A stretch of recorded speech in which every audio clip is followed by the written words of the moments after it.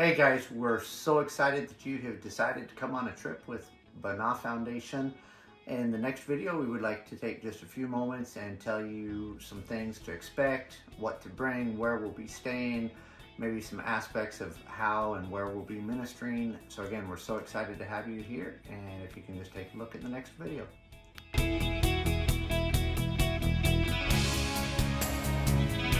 So where we will be working is in the capital of Honduras, which is called Tegucigalpa. For those that you speak English, it's Tegucigalpa.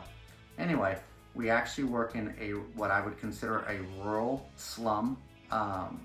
It's approximately 10 minutes outside of the downtown area. Average income in the area that we work is approximately $100 per month. That's where we will be building homes. The homes are 16 by 16. It would not be a home by our measure, but for someone there, it is an incredible blessing. We basically have 5 areas where we start to minister. The first is that we build homes. So our first 2 days we'll be building homes. The second is that we minister in a local hospital. The hospital, you really can't quite express what it is until you go, but people come from all over the country to come to this one hospital. They have to figure out how to get their own gauze, their own anesthetic, their own everything. The only thing they're given is a medical student. Actually, I've heard that the fatality rate at this hospital is actually quite high. We go and we take food and we pray for people and we minister to them probably at their lowest point or their highest point of need. One thing I do want to stress is that we're not going to the zoo. This isn't something so we can observe and think about how grateful we are for our life that we have in the U.S. This is our time to really go and intercede and be the hands and feet of Jesus. A couple other areas of ministry that we have is we will minister in what's called the crematorio. It is actually a city dump. So it's where all the city brings their trash in the big trucks and they just dump it off. There are approximately 300 people that scavenge for plastic, primarily plastic, for about 2.5 cents per pound. Of the 300 people, around 100 to 150 actually live in that property. So they actually live in a city dump. We go, the people are dirty. And just like Jesus touched the leper, we touch these people. We love on them. We want to show Jesus at the most basic level. And just, I've talked about the phrase, we always want to be the people sitting in the dirt telling people about Jesus. And so that's exactly what we will do. We will go to that dump site. We'll have about 300 to 500 plates of food. We will give out food and we will sit in the dirt, eat with the people, pray over them, talk with them, find out where they're from, what their dreams are. A couple others of our ministry that we do is we minister to street kids, typically on Friday night. These kids might be as young as 5, or some of them have lived their entire life on the street, and they sniff glue all day long. Typically we'll minister to anywhere from 100 to 300 kids, depending on who's out that night. And then at the end of the week, we typically have a service for the colonia where we've built houses. We'll go ahead and invite everyone down for a service that is evangelistic. We want to see people saved, baptized. There's a local church that we work with in the colonia. One thing that I want to stress is our ministry is organized, but with an organic feel. So the honest truth is we're walking through this Central Park and we see prostitutes and you feel the need, I want to minister to them, we stop and we minister. We are not about the program. These people are real people. They have dreams, they have desires. So the biggest thing I can say is, or stress, is we want to touch these people. We want to hug the prostitute. We want to kiss the people that are dirty, and we want to be the hands and feet of Jesus in its truest form.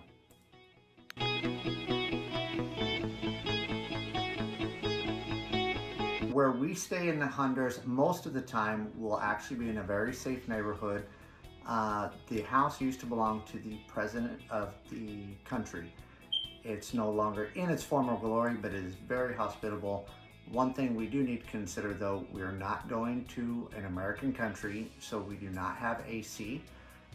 In the springtime, typically the high temperature will be in the high 80s. At night, however, it will be down around 70. So typically at night with the fan, it's very comfortable. But again, we are going on a mission trip, so we should prepare ourselves mentally.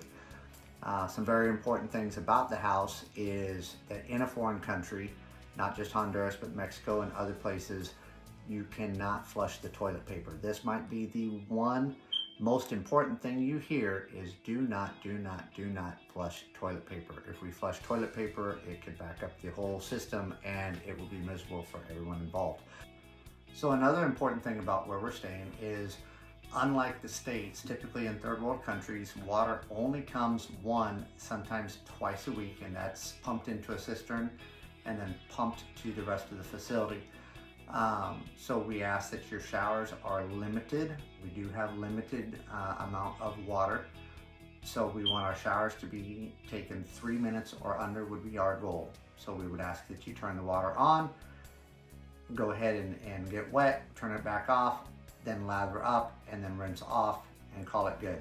Not only because we have limited water, but we also typically have 15 to 25 people. So if everyone takes 20-minute showers, not everyone can get done on time. As far as the neighborhood where we stay, it is very safe. As I said, it did used to belong to the President of Honduras, so it is what we would consider a better neighborhood for the capital. There is one grocery store that's approximately 100 feet away. It's very safe. We allow people to walk to and from the grocery store. So if you forget anything like deodorant, shampoo, anything, or if you would like some snacks such as potato chips or soda, you're welcome to go to the store. We do ask that people always go in groups of preferably 2 or better 3. However, we ask that with the girls that they always have an adult male with them. Always. There's never been an incident. We don't expect one, but we do ask that you do that just for safety reasons.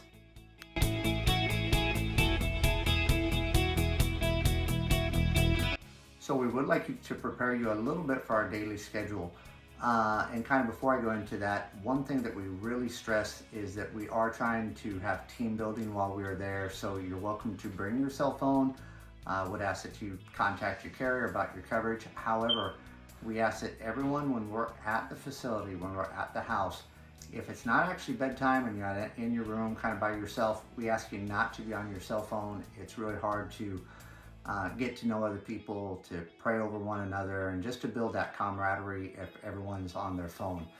Our kind of daily schedule, what you can expect more or less, is we will wake up at approximately 6 a.m. every day. We do expect people to shower at night, not in the morning. Our mornings are really busy. We'll get up at approximately 6 a.m. We will have breakfast. We will have light prep, just getting the tools and stuff ready for the van. If you're going to eat breakfast, you need to do so at that time, and we'll also ask someone to be in charge every day of making sure that our lunch gets on the van. Sometimes people in the colonia where we minister will make food for us. Sometimes they will not. So if we do not take food, we probably won't get to eat. Typically, we will work before we leave at about 7:30. We'll have a devotional outside. The devotional is always outside, so we want everyone outside ready to go. We'll have a devotional, prayer, and then we will leave for our work day. We typically get to the colonia at about 8:30 a.m. and work until about 5 p.m., give or take. However, on Monday, possibly Tuesday, they will be very long days, because not only will we work all day ministering, building homes, speaking with the people, but at night we go minister in a local hospital. So we probably won't get home till around 9 p.m. on the first day and possibly the second. Again, it's 1 week. We are going to work. We're going to serve. So we just ask the people that they would be gracious, have great attitudes, and do it all for Jesus. Typically, we will have about 1.5 days of rest. A lot of times people don't even realize how tired or spent they are. It's not just the physical activity, but we will be pouring out spiritually into people that we meet, and you don't even a lot of times realize. Typically, on Wednesday evening, after we've ministered at the city dump site, we will leave and we will spend Wednesday night and Thursday night at an Airbnb approximately 1 hour away from the city. Our vision in doing this is for us to really regroup as a group, to minister to one another, to relax, kind of to debrief or just evaluate the things that have happened, what God's doing, what He's speaking to us. So you can expect from Wednesday night until Friday morning that we will be out of town. That is the time typically that you would have to buy souvenirs. We'll eat. Sometimes there might be a swimming pool, sometimes there might not. So at the Airbnb, we really desire that we are able to regroup and really focus in on just recharging our spiritual battery. We'll have a time of worship, we'll have a time of prayer. And again, we are organic in our approach, so anything can change slightly, but do be prepared for that. And we, more than anything, this is a ministry. We're not going to build homes. We're not going to feed people. We're going to build and establish the kingdom of God. So it's very important that we are always seeking God daily, that we're asking God what He wants to speak through us, what He wants to speak to us.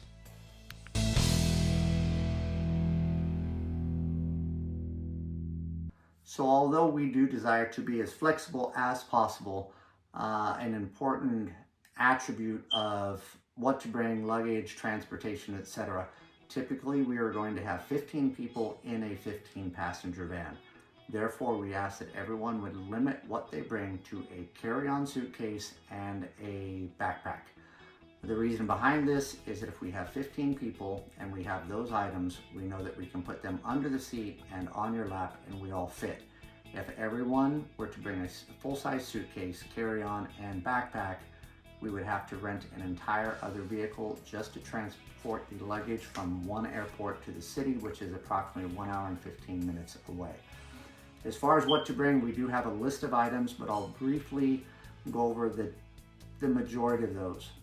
As far as work, as a man, I typically only take one pair of jeans. That pair of jeans will be dirty by the third day. However, since I am limited in space, I will take probably one pair of work jeans, but I will obviously take probably 4 or 5 work shirts because I might want to change them during the day.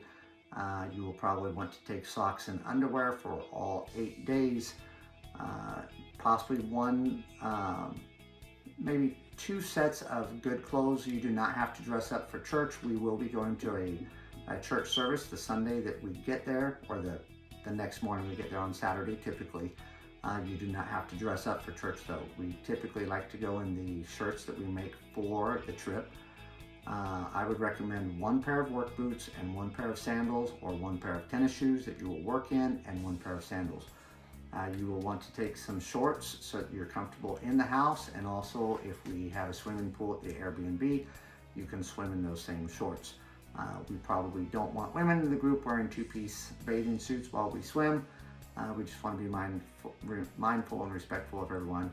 Obviously, you want to take toiletries, so deodorant, toothpaste, toothbrush, shampoo, non-aerosol mosquito repellent. There are mosquitoes in country, but you cannot take aerosols on the plane. If you have any special needs as far as vitamins or medicines, obviously take those. You will not need pillow or sheets unless you have special needs, so all the bedding will be provided, all the pillows will be provided. As far as food, we do provide all the meals except typically one. If we go out to eat as a group, everyone is expected to pay for their own meal. If you want any special snacks, you can bring those or you can buy those. Again, the store is only about 100 yards away, so anything that you might forget that you might want to buy, such as soda or snacks, you can buy at the store. As far as washing clothes, we did go ahead and buy a washer. It's a nice washer, but we do typically charge $6 per load. So if you go over there and you want to split a load with somebody, don't feel pressure that you have to take 7 pairs of pants, because you can always team up and wash your clothes while you're there. So again, we are super excited that you've decided to go on a trip and just see God move in your life and the lives of so many more. We look forward to seeing you. In closing, if you can all download the app, WhatsApp. We typically will start a group text about 2 weeks out before we go. That is how you will communicate in country using WhatsApp. So again, we are super excited. If you have any further questions, you're welcome to reach out to me directly or any of our volunteer staff. There is also going to be a list of do's, don'ts, helpful information. So if there's anything you missed in the video or you don't think was included, please consult our website and go to the helpful information page, and there should be much more information there.